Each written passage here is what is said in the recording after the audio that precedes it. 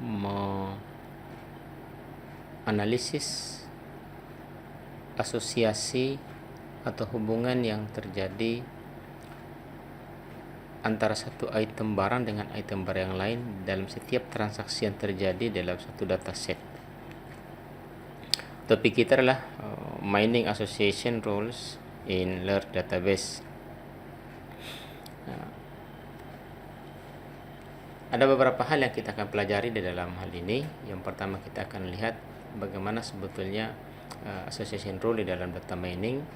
Yang kedua, kita akan bicara tentang mining untuk asosiasi dari data boolean, satu dimensi dari data transaksi. Kemudian yang kedua, yang asosiasi untuk data yang multi level. Yang berikutnya yang asosiasi yang berkaitan dengan multidimensi data dari database transaksi dan data warehouse. Kemudian analisis korelasi terkait dengan asosiasi. Kita lihat yang pertama untuk asosiasi rule mining.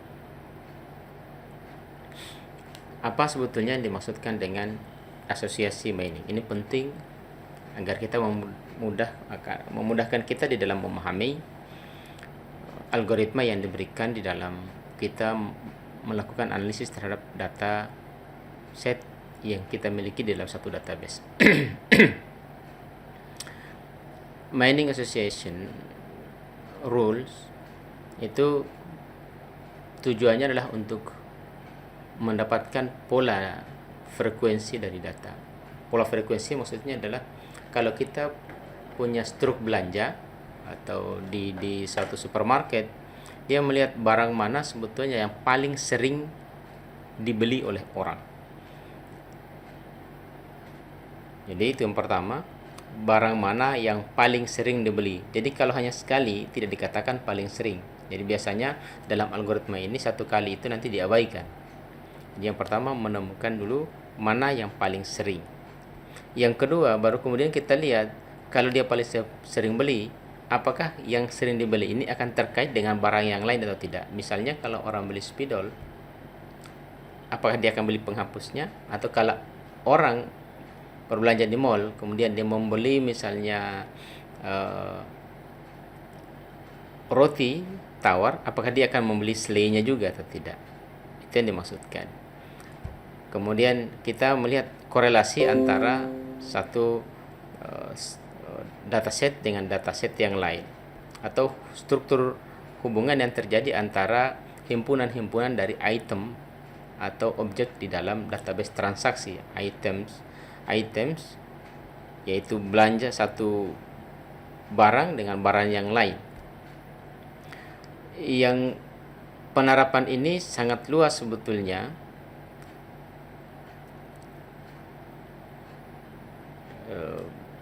Beberapa teknik analisis yang digunakan, misalnya kita analisis di basket analisis. Ya, biasanya kan kalau belanja orang, kalau belanjanya itu dimasukkan di dalam keranjang. Nah, itu yang dimaksudkan sebetulnya. Jadi kalau ada satu struk belanja,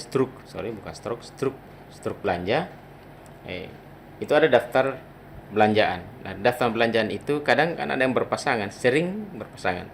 Struk belanja A dengan struk belanja B. Bisa saja barang A berpasangan dengan B. Di struk belanja yang satunya juga demikian. Nah, ini yang kita mau lihat. Itu namanya analisis atau cross market di katalog desain dan analisis yang lainnya terawanya banyak. Contohnya di bentuk dari aturan itu adalah satu logika sederhana di dalam matematik yang kita sebut dengan logika implikasi jika maka. Jika dia membeli barang ini, maka selalu beli barang B. Gitu. Jika dia body, maka headnya ikut. Jika badannya ikut, maka kepalanya juga ikut. Nah, di kesimpulan itu kita akan selalu berkaitan dengan dua ukuran yang nanti kita akan bahas, yaitu ada yang disebut dengan support dan confidence. Apa itu? Akan datang penjelasannya. Contoh yang berikutnya, misalnya ketika seseorang misalnya membeli X, si X membeli diapers.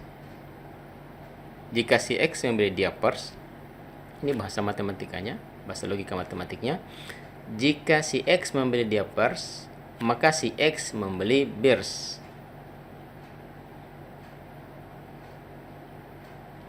Kalau bahasa sederhananya, kalau saya beli diapers, maka saya beli juga beers. Yang nilainya, supportnya adalah 5%, 0,5 atau 50. Sementara confidence-nya, keyakinannya adalah 60%. Di kasus yang kedua, kita lihat di contoh yang kedua. Misalnya seorang mahasiswa mengambil mata kuliah computer science, atau dia mengambil mata kuliah database. Dia mengambil computer science atau dia mengambil database. Jika seorang mahasiswa mengambil mata kuliah computer science atau mengambil mata kuliah database, maka nilai si X itu akan mendapatkan A. Jadi supportnya 1%, kemudian confidence-nya 75%. Nah, apa yang dimaksudkan dengan support dan confidence? Kita akan lihat nanti rumusannya apa sebetulnya support dan confidence itu.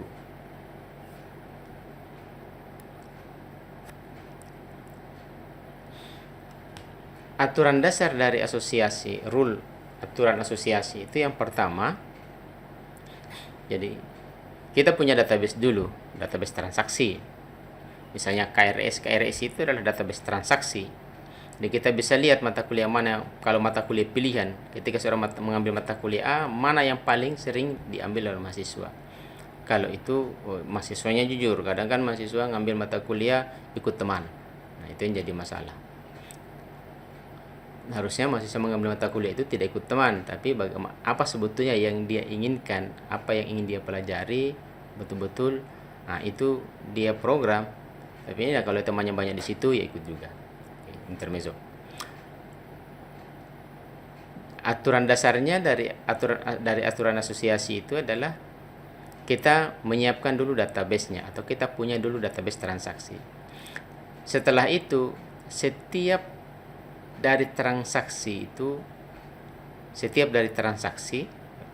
maksudnya berarti daftar belanjaan atau setiap keranjang atau setiap struk. Setiap dari transaksi ini kita buatkan daftar item yang dibeli dalam satu kali kunjungan. Jadi kalau saya misalnya ke mall dalam satu hari 4 kali, berarti saya, dan 4 kali itu, dan setiap kali saya ke sana itu belanja, berarti saya punya 4 transaksi. Nah, dari setiap transaksi itu diperiksa. Transaksi pertama apa saja yang saya beli, transaksi kedua apa saja yang saya beli, transaksi ketiga apa saja yang saya beli, dan seterusnya. Kita bikin daftarnya. Setelah itu kita melihat seluruh aturan yang berkaitan dengan adanya satu himpunan item yang berkaitan dengan item lain. Jadi misalnya beli Pepsodent, beli pasta gigi, selalu beli sikat giginya. Atau dia beli roti tawar, selalu beli selainya. Jadi itu yang diperhatikan, adanya satu set item itu kaitannya dengan item yang lain. Katakan bahwa 98% orang yang membeli ban dan aksesoris mobil atau motor itu selalu mendapatkan layanan servis. Maksudnya kalau Anda beli ban di suatu bengkel, dapat pemasangannya, include dalamnya biaya pemasangan. Jadi itu yang dimaksudkan dengan rule-nya, korelasinya ini. Jadi kalau kita beli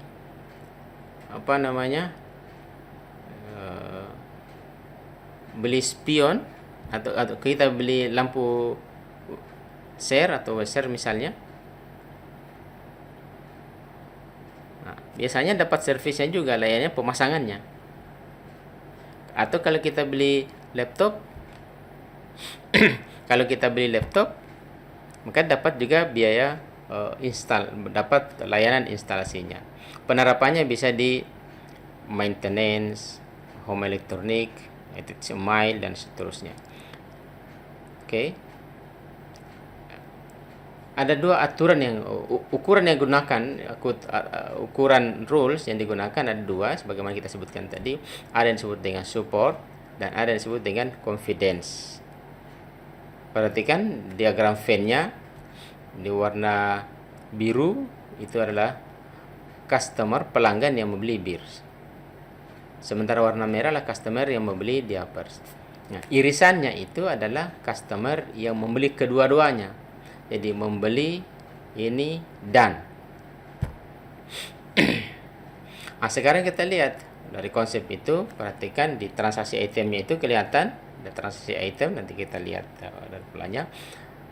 Kita mencari aturan yang X maka Y. Jika X maka Y, itu minimum confidence dan minimum supportnya. Yang paling sedikitnya kita lihat minimumnya, nilai minimumnya itu paling sedikit 1 dianggap, 2 dianggap. Jadi support, apa itu support sebetulnya? Nanti kita singkat dengan S. Nah, peluang bahwa transaksi yang memuat X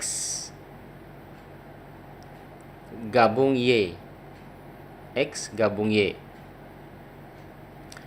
Kemudian yang confidence-nya adalah peluang bersyarat bahwa transaksi mempunyai X di mana diketahui seseorang itu telah membeli Y sebelumnya. Jadi confidence itu berapa peluang seseorang itu membeli bir jika diketahui dia membeli diapers. Jadi berapa peluangnya orang itu akan beli bir di mana diketahui dia beli diapers. Itu namanya confidence.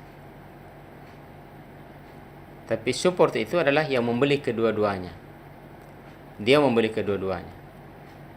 Oke. Rumusannya kita lihat support adalah A maka B sama dengan peluang dari A gabung B. Confidence-nya adalah peluang B syarat A.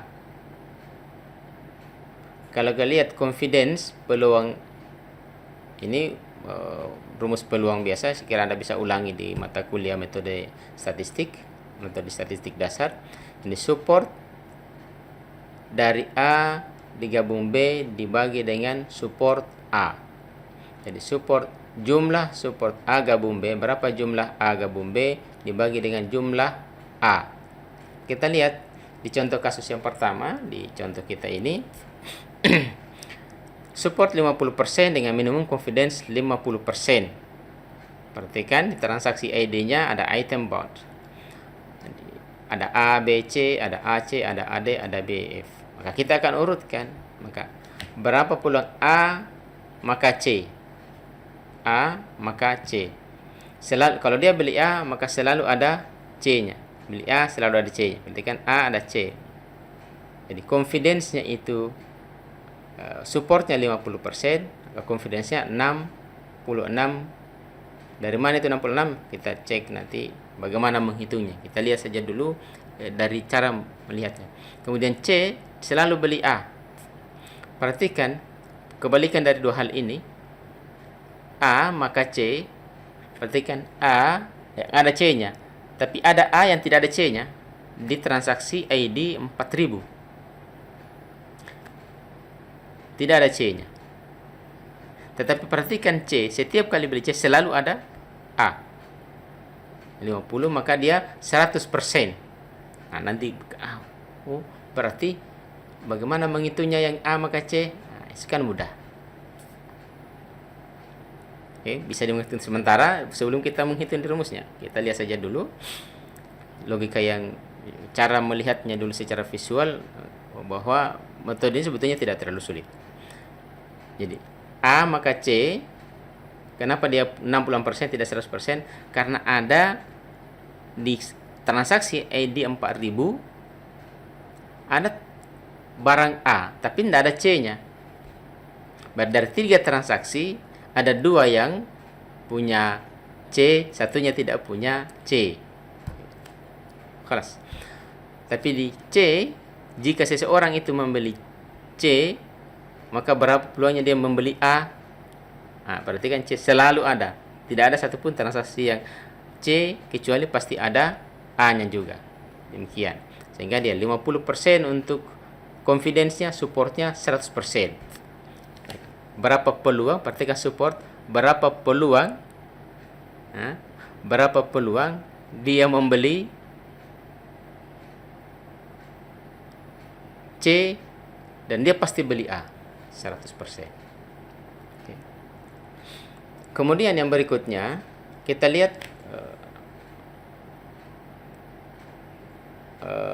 berkaitan dengan tipikal data yang kita gunakan. Kita lihat boolean dan kuantitatif asosiasi dasar kepada jenis data yang jadi tergantung pada jenis datanya. Perhatikan bahwa dalam statistik atau matematik, setiap data yang kita punya, dalam hal asosiasi, maka data selalu diarahkan kepada model yang diskrit, dikuantitatifkan. Jadi kalau misalnya data umur, ya kita akan kelompokkan data itu menjadi kelompok-kelompok umur tertentu dengan kaidah-kaidah yang berlaku di pengelompokan umur. Kalau kita bicara kesehatan, ya kaidahnya orang kesehatan.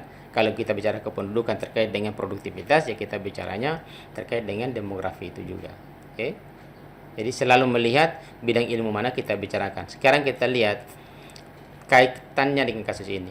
Contoh yang pertama misalnya ketika si X membeli SQL Server, satu nama software, SQL Server, atau si X membeli data mining book. Jika si X diketahui membeli SQL Server atau membeli data mining book, maka si X akan membeli satu software yang namanya Database Miner. DB Miner, ini namanya nama software. 0,2% supportnya dan confidence-nya adalah 60%. Yang kedua, ini perhatikan, ini kasus ini kaitannya dengan datanya ya. Yang kedua, kalau yang di atas tadi boolean, yang pertama dia hanya membeli atau tidak membeli barang A atau barang B. Sekarang perhatikan umur itu interval. Nah, maka kita harus kelompokkan dia menjadi ini. Jika umur si X itu 30 hingga 39, atau dia memiliki pendapatan 42 hingga 48 ribu dolar misalnya, maka kesimpulannya si X itu akan membeli personal computer, confidence-nya 1% dan supportnya 1% dan confidence-nya 75%. Perhatikan datanya dikelompokkan 30 sampai 39. Dasar pengelompokannya, dasarnya kita bicara pada bidang-bidang ilmu yang sedang kita bicarakan. Atau yang kedua, kita bicara tentang datanya dimensi yang sederhana dan dimensi yang multi. Yes, kasusnya seperti di atas dan seterusnya. Dan beberapa perluasan yang lain seperti korelasi. Kita lihat yang berikutnya. Untuk data mining boolean, jadi mining single dimension boolean association rules from transactional database. Kita lihat yang pertama, bagaimana cara kita melakukan transaksi, menghitung mining asosiasinya. Kita punya transaksi dataset, misalnya transaksi ID nomor 2000, 1000, 4000 dan 5000. Item-item yang dibeli itu A, yang pertama itu A, B, C, kemudian yang kedua A, C, yang tidak seterusnya sebagaimana Anda lihat di layar Anda. Kita punya minimum support yaitu 50% dan minimum confidence-nya 50%. Perhatikan, yang pertama kita lakukan dari yang kita sebutkan sebelumnya adalah kita punya database dulu. Setelah itu kita menghitung frekuensi dari setiap item yang dibelanjakan. Frekuensi item yang perhatikan A, munculnya A dari semua transaksi ada 75%. B dari semua transaksi 50%. Kemudian C itu 50%, AC itu 50%. Aturannya A maka C, support A iris C sama dengan 50%. Minimum supportnya. Confidence-nya, perhatikan confidence-nya, support A digabung dengan C dibagi dengan support A. Nah, sekarang perhatikan iris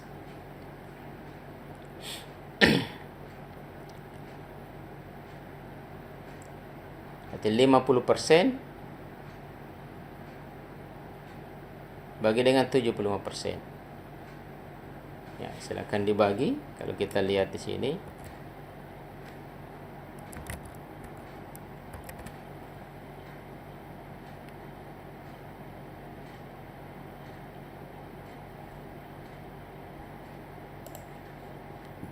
di situ ada 50%. Ini ada 50% AC, jadi 50 dibagi dengan 75, dapatnya 66, sekian persen. Jadi kalau kita kasih persen, sorry, saya keliru ya. Oke. Jadi kita dapatnya 66%. Kita ulangi, perhatikan untuk AC yang dia beli A dan C 50%, 50 atau 0,5. Oke. Kemudian kita bagi dengan frekuensi item A, ini support dari A adalah 75%. 0,75 sama dengan 66. Jadi kita punya 6,6%. Oke, demikian. Dan ini yang paling sederhana, kita buat seperti ini. Jadi kita dapat supportnya 50%, maka confidence-nya kita punya 66%. Tapi minimum confidence kita 50%, 60%. Bahwa dia kemungkinan akan membeli barang A, membeli barang C, di mana diketahui dia membeli barang A. Berapa persen dia membeli barang C ketika diketahui dia membeli barang A? Maka diketahuinya 60. Tapi kalau kita balik C maka A, kalau C ya sudah 100%, karena setiap kali beli C pasti ada A. Oke. Kita lanjutkan.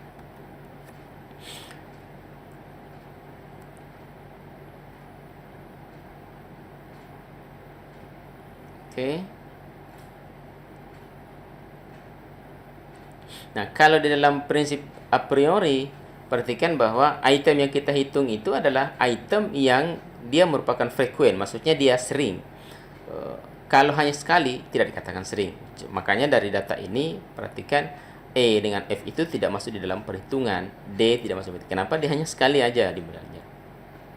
Jadi kalau hanya satu kali, hampir semua transaksi itu misalnya ada 1000 transaksi, terus ada satu barang atau ada 10 barang yang dari 1000 transaksi itu hanya satu kali saja dibeli oleh semua customer yang ada, maka itu tidak masuk di dalam perhitungan kita sebagai frequent item set.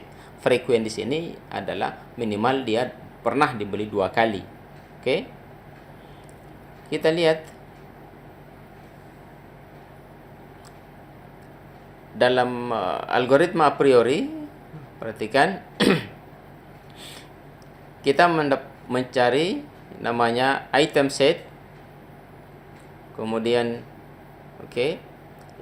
ini algoritma a priori, nanti kita akan lihat di R bagaimana penggunaannya ini. Kita lakukan langkah penggabungan dulu, CK kita bangkitkan dengan LK dan seterusnya. Ini penjelasan yang kita akan datangkan sendiri, kita lewati. Jadi khusus untuk ini kita akan berikan penjelasan tersendiri. Oke. Jadi kita untuk algoritmanya ya. Sekarang kita lihat contoh kasus di algoritmanya. Contoh algoritma a priori, perhatikan di database D kita punya item 1 2. Yang pertama ada 4, itu ada 4 transaksi. Kemudian di transaksi pertama 1 3 4, transaksi kedua itu 2 3 5, transaksi dan seterusnya. kita kemudian scan dulu, kita periksa dari database D itu yang kita maksudkan frekuen atau yang sering dibeli. Kita namakan dia C1. Kita periksa satu itu supportnya 2 kali. Support count-nya ya. Jadi support count-nya berapa kali? Satu itu ada 2 kali dibeli. Support count-nya. Sementara untuk item yang 2 itu support count-nya, jumlah supportnya itu ada, berarti kan bukan peluang supportnya ya, tapi jumlah supportnya ada 3 kali dibeli. Perhatikan ini ada 3 kali dibeli. Kemudian 3 juga ada 3 kali. 4 itu hanya 1 kali saja. 4 hanya 1 kali saja. Kemudian 5 itu terjadi sebanyak 3 kali. Itu support count-nya. Dari hasil kita mengidentifikasi seluruh ini, kita periksa yang mana yang merupakan frekuen. Yang merupakan frekuen itu kemudian kita jadikan satu tabel tersendiri yang kita sebut dengan L1, di mana kita hilangkan yang tidak termasuk frekuen, yaitu adalah 4, karena hanya 1 kali dibeli, tidak masuk frekuen. Itu 1, 2, 3, dan 5. Kita dapat 2, 3, 3. Nah, dari sini kemudian kita scan lagi. Dari sini kita scan yang berpasangan. Yang berpasangan dengan masing-masing yang ini kita sebut dengan C2. Ini 2 berpasangan dengan 3. Ini 1 berpasangan dengan 2, 1 berpasangan dengan 3, 1 berpasangan dengan 5, ada berapa? Kemudian 2 berpasangan dengan 3 ada berapa? 2 berpasangan dengan 5 ada berapa? Kemudian 3 berpasangan dengan 5. Perhatikan, himpunannya tidak berlaku bolak-balik. Jadi 3 dengan 5 sama dengan 5 dengan 3. Jadi pasangan berurutan. Kita lihat 1 dengan 2, 1 dengan 3, 1 dengan 5. Kemudian 2, 3, 2, 5. Dan kita buat pasangannya.